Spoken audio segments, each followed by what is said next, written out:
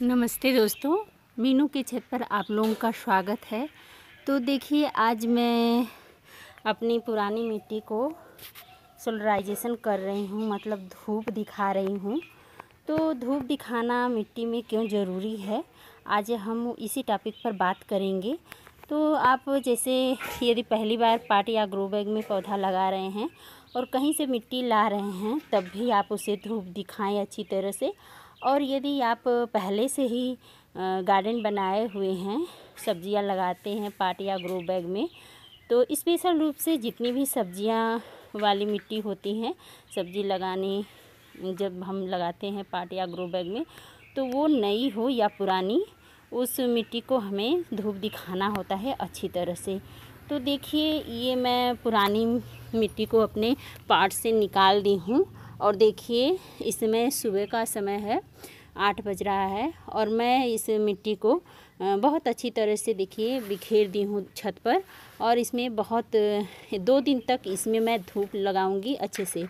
क्योंकि क्या होता है कि हम पॉट या ग्रो बैग में जब सब्जियां लगाते हैं और हर सीज़न में जैसे कि साल में 3 बार सब्जियां लगती हैं। आप यदि गांव से बिलोंग करते होंगे या कभी भी गांव में आए होंगे, तो आप देखते होंगे कि इस समय जो है कि गेहूं की कटाई जब हो जाती है, इसके बाद मई और जून में हमारे जो खेत होते हैं, जो किसान खेती बाड़ी करते हैं, तो खेतों में वो फसल नहीं लगाते, अपने खेत की मिट्टी को रेस्ट करने के लिए छोड़ देते हैं। और क्या करते हैं कि 1-2 बार खेत की जुताई अच्छी तरह से हो जाती है, और जुताई करके खेत को छोड़ दिया जाता है अच्छी तरह से धूप लगने के लिए, और मिट्टी को रेस्ट पर छोड़ दिया जाता है कि ताकि जो कि अगला फसल जब हम लगाएं तो हमारी फसल अच्छी हो और खेत की मिट्टी जो है कि अच्छी तरह से कीटाणु मुक्त हो जाए, रोग मुक्त हो जाए।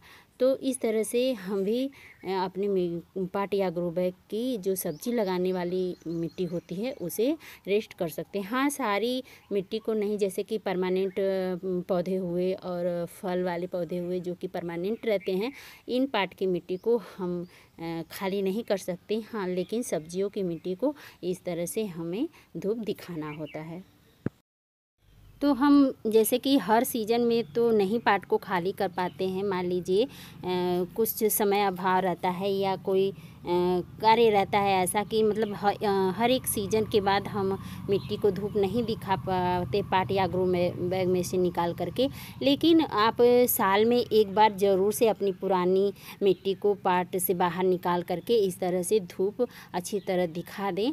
और धूप क्यों दिखाना ज़रूरी है, क्योंकि क्या होता है कि जब हम लगातार पॉट में सब्जियां लगाते रहते हैं, तो जो मिट्टी होती है उसमें बहुत नीचे नमी लगातार बनी रहती है, जिससे कि हमारे मिट्टी में बहुत सारे रोग पैदा हो जाते हैं। बहुत सारे ऐसे कीट होते हैं जो कि मिट्टी में पैदा हो जाते हैं और हमारे आगे लगने वाली सब्जी को बहुत ही नुकसान पहुंचाते हैं।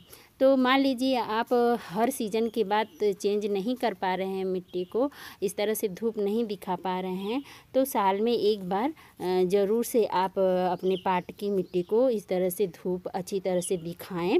और इसमें क्या होता है कि मिट्टी में बहुत सारी चींटी और बहुत सारे ऐसे कीड़े होते हैं जो कि पनप जाते हैं। और पुरानी मिट्टी को जब भी फिर सब्जी अगले सीज़न की लगानी होती है, तो हमें उसे फिर से रिचार्ज करना होता है, उसे उपजाऊ बनाना होता है। क्योंकि जब एक सीज़न में सब्ज़ी हम लगा देते हैं पॉट या ग्रो बैग में, तो जो मिट्टी होती है वो सीमित होती है पॉट की।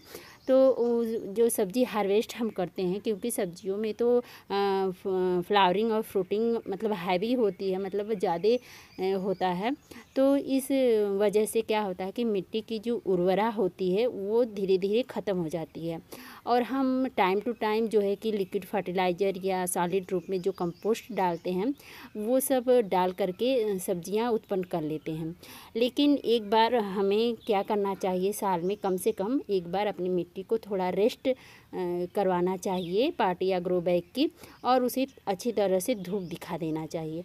धूप दिखाने से क्या होगा कि हमारी मिट्टी में जितनी भी चींटियाँ और बहुत सारे कीट जो होते हैं, जो हानिकारक कीट होते हैं, वो देखिए बहुत सारी इसमें चींटियाँ थी, अभी तो मैं इसे फैला दी हूँ, तो एक आध अभी भी रेंग रही हैं इसमें।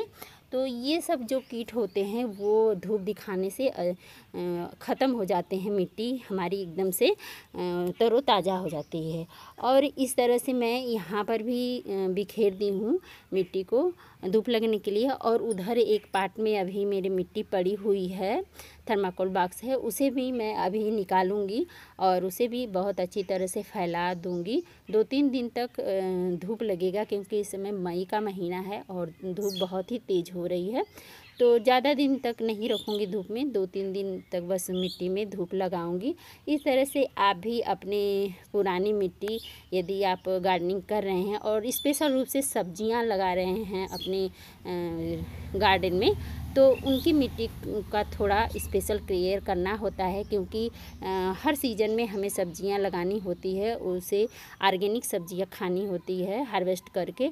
तो थोड़ा मिट्टी स्पेशल रूप से उसे तैयार करना पड़ता है। और यदि आप नई मिट्टी ला रहे हैं, पहली बार सब्ज़ी लगाना है ग्रो बैग या पाट में, तो उसे भी आप झन्ने से अच्छी तरह से झाड़ लें और थोड़ा धूप अच्छी तरह से दिखा करके आप इस समय उस मिट्टी को स्टोर कर सकते हैं। क्योंकि जब इसके बाद बारिश का समय आएगा तो मिट्टी जो है कि चारों तरफ की गीली हो जाती है, तो उस समय मिट्टी नहीं मिलती हमें। तो ये मई और जून का महीना बहुत ही अच्छा है नई मिट्टी को स्टोर करने का।